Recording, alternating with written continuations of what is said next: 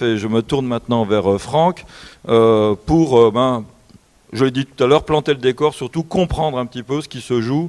Notre idée, c'est de voir, par rapport aux évolutions de la société, aux attentes du consommateur, est-ce qu'on peut expliquer d'une certaine manière la réussite de ces émissions télévisées? Est-ce qu'elle s'explique aussi par des évolutions sociales? Sans doute. Merci déjà de m'avoir invité à venir. Quelques mots juste pour cadrer. Le CREDOC, c'est un centre de recherche et d'études. Nous sommes une association loi 1901 sous tutelle du ministère de l'économie. Et nous travaillons depuis 1953 sur l'évolution des modes de vie des Français et notamment sur les tendances de consommation. Et depuis 88, l'INSEE ayant arrêté ses études sur les consommations alimentaires, on a repris ces études qui servent à la fois au pouvoir public, également aux entreprises, pour comprendre quelles sont les évolutions qu'on voit dans ce domaine de la consommation alimentaire. Alors, peut-être que le premier point qu'on pourrait mettre en avant, c'est ce que vous disiez, c'est-à-dire que vous avez commencé par dire, est-ce que la sauce a pris ? Eh bien, en fait, en France particulièrement, mais je pense qu'en Belgique, on est aussi proche de cette culture-là, l'alimentation est partout. Je dirais, le rapport à l'alimentation est central dans le fait social. On a un modèle alimentaire qui change assez peu.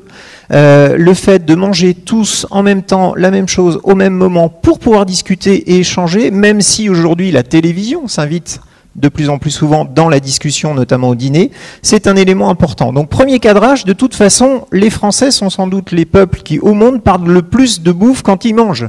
Donc ça, c'est un élément fondamental. Le deuxième élément, c'est que quand on parle cuisine, là, du coup, et cuisine fait maison, on est dans une société où, en fait, les gens se retrouvent de plus en plus seuls, se retrouvent de plus en plus à devoir décider d'eux-mêmes de ce qu'ils doivent faire dans leur vie. L'entreprise les jette de plus en plus souvent. La protection sociale a perdu de son importance. On n'est pas sûr d'avoir une retraite aussi forte qu'on avait avant. La santé nous prend moins en charge. Et donc, quelque part, l'individu a besoin de retrouver des repères. Et ces repères, il va les retrouver au sein de ce qu'il va faire par lui-même du début à la fin. Donc ça va être le jardinage, ça va être le bricolage et ça va être la cuisine. Donc ça, c'est le deuxième élément, c'est que l'intérêt qu'on a vu réaugmenter à partir du milieu des années 2000 sur la cuisine, on voit à ce moment-là un temps passé à cuisiner qui se stabilise avec une frange de la population qui décide de passer plus de temps à cuisiner qu'ils n'ont passé avant. Ceci, même la semaine, même au moment où on est contraint, c'est la conséquence d'une société dans laquelle on a du mal à trouver sa place, dans laquelle on nous demande souvent d'être un pion, et donc on se dit au moins faire une activité du début à la fin, de l'achat des produits jusqu'à la consommation, c'est une dimension qui est structurante de nos... Il y a un sentiment de réalisation pour l'individu. Il a le sentiment qu'il se réalise. Exactement. C'est un élément de réalisation de soi aujourd'hui, alors qu'on se réalise moins dans des faits sociaux tels que l'entreprise, tels que, je dirais, sa place dans le quartier, sa place dans la société. Donc on a bien compris que c'est une des dimensions sur lesquelles la télévision pourra jouer. Eh bien, alors, c'est justement un des points sur lequel on va venir, c'est est-ce que la télévision a créé ce point ou a surfé dessus? Moi, j'ai plutôt tendance à penser qu'elle a un peu surfé dessus. D'autres éléments structurels, c'est le fait que, en réaction à une société beaucoup plus changeante, beaucoup plus difficile, les gens ont besoin de s'octroyer des micro-moments de plaisir. Alors, un des micro-moments de plaisir, ça va être d'aller jouer au loto, par exemple, en se disant, ah, chouette, je vais gagner, avant d'y aller. Après, super, je vais là faire un acte qui change ma vie. Et enfin, après, on va rêver jusqu'au résultat qui souvent est négatif, bien entendu. On va rêver que notre vie va complètement changer. Et bien, quelque part, cuisiner, c'est pareil. C'est un micro-moment de changement où on oublie toutes les contraintes de la vie au quotidien. Troisième élément structurel, c'est que depuis les crises alimentaires de la vache folle, de la fin des années 90 et du début des années 2000, on est sur une relative crise de confiance qu'on a connue en début d'année, par exemple, autour de la question des plats avec de la viande de cheval. Et donc, le fait de faire maison, c'est réapproprier une partie de la production en se disant, au moins celle-là, je sais ce que je mets dedans. Voilà. Donc ça, c'est des éléments structurels. Il y a également un élément conjoncturel qu'il ne faut pas se cacher, c'est la crise. On a un certain nombre de gens qui se disent, préparer par soi-même, ça coûte moins cher que de faire. Et donc du coup, ça peut être aussi un élément, mais qui à mon avis est que conjoncturel. On avait vu en 2008 une forte augmentation du fait maison, et puis un retour en arrière simplement parce qu'en fait, le fait maison, ça demande quand même du temps, et donc il y a des contraintes financières d'un côté, mais de temps de l'autre, que les Français doivent gérer et qui se fait pas toujours au bénéfice du fait maison. Une fois qu'on a vu ces dimensions donc structurelles et conjoncturelles, qu'est-ce qui se passe dans le contexte ? Il y a la télé, en effet, qui, à mon sens, a plutôt surfé sur cette tendance, mais elle l'a senti très très vite. Donc, du coup, elle a été très réactive, la télévision, sur ce point-là. Mais il n'y a pas qu'elle qui a bougé. L'électroménager a fortement bougé. Vous voyez le nombre de petits électroménagers qu'on peut aujourd'hui nous proposer. Il y a une mode dessus. Il y a eu la mode de la machine à pain. Il y a eu la mode de la yaourtière. Il y a eu la mode de la sorbetière. On est vraiment sur de la machine à faire de la glace.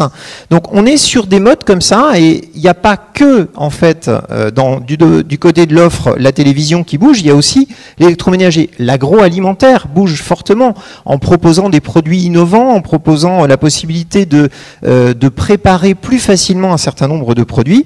Et puis, si vous allez dans une librairie, vous voyez un nombre de revues et de livres dans le domaine phénoménal. Donc on sent bien que le contexte est favorable, bien au-delà de la télévision, mais la télévision y contribue fortement, à ce qu'on s'intéresse à la cuisine.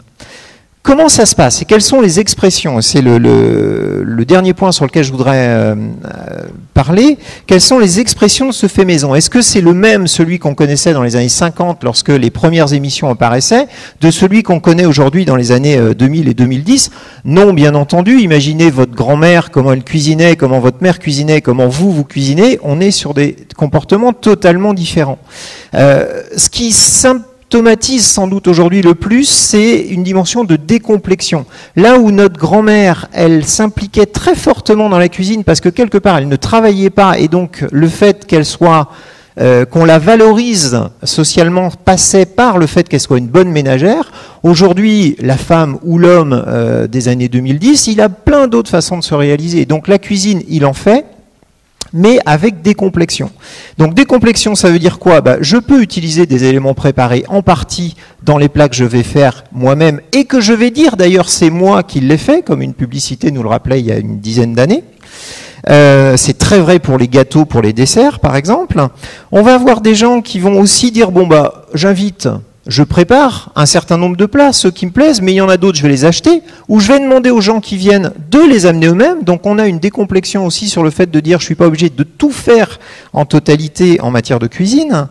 L'autre élément, c'est que le fait maison sort uniquement de l'alimentation, mais il entre dans la totalité, notamment des réceptions. Quand on va recevoir, on va se dire je vais peut-être faire les plats, mais je vais peut-être faire la déco, et les plats, je vais les acheter. Dans les jeunes générations, notamment, on peut très bien dire on va tout acheter au supermarché tout fait, ou on va même se faire livrer, mais par contre, on va faire un effort nous-mêmes en matière de décoration, ou en matière d'animation de la soirée qu'on va passer ensemble. Et donc, le fait maison culinaire, c'est un élément du fait maison beaucoup plus large, notamment dans les modes de réception, qui va toucher la décoration, qui va toucher l'animation de la soirée à laquelle on va participer.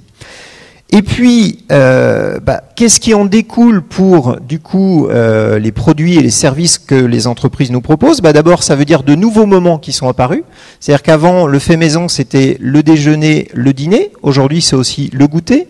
C'est aussi la soirée où on va faire un plateau repas entre amis pour regarder une émission de télévision, pourquoi pas.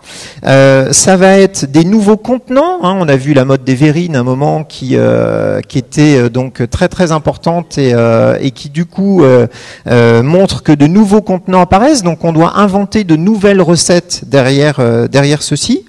Et c'est aussi de nouvelles cultures qu'on découvre à travers la mode du Tex-Mex, la mode de l'asiatique, du japonais, où en fait les gens vont apprendre à faire des produits maison qui ne sont pas ceux de sa culture. Contrairement aux années 50 où en fait c'était bien sa culture alimentaire propre que l'on apprenait et que l'on regardait à la télévision, là on peut très bien apprendre bien d'autres choses. Donc vous voyez que les choses se sont décomplexées chez les consommateurs et largement élargies quand on parle du fait maison aujourd'hui.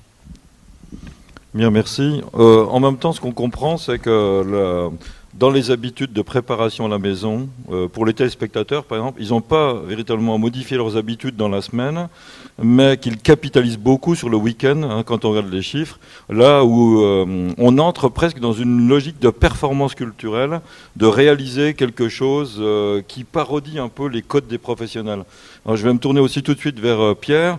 Est-ce que, justement, on observe dans l'évolution on reviendra évidemment sur les origines de ces émissions, mais est-ce qu'on n'observe pas finalement un système un peu parodique des codes des professionnels? C'est-à-dire qu'on fait du fait maison, mais j'ai envie de dire du fait maison haut de gamme, hein, d'une certaine manière, qui copie, qui parodie ou qui est en mimétisme avec les codes professionnels. Et d'ailleurs, les chefs jouent le jeu, parce que souvent les chefs sont dans les jurys. Qu'est-ce que vous pensez de ça? Est-ce qu'on est encore dans une logique de fait maison?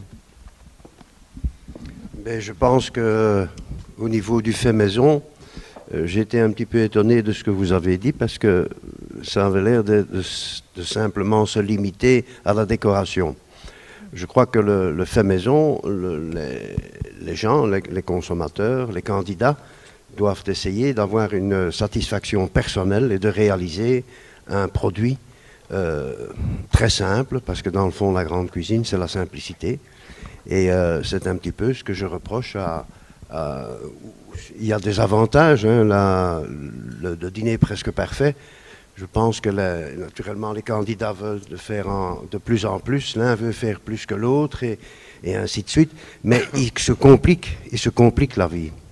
Je crois que dans le professionnel, c'est un petit peu la même chose. Hein. On fait des dégustations en veux-tu, en voilà.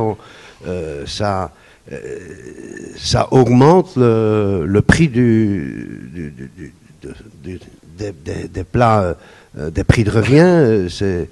Moi, je pense que dans le dîner presque parfait, il y a des choses qui sont très bien. C'est une émission très variée. On peut se rendre compte de ce que les gens aiment aussi, parce qu'ils se critiquent l'un l'autre, et l'un n'aime pas ci, l'autre n'aime pas ça. Et donc, c'est intéressant pour nous de voir un petit peu ce que les gens aiment, ou ce qu'ils ne, parce que c'est délicat de coter les amis. Hein.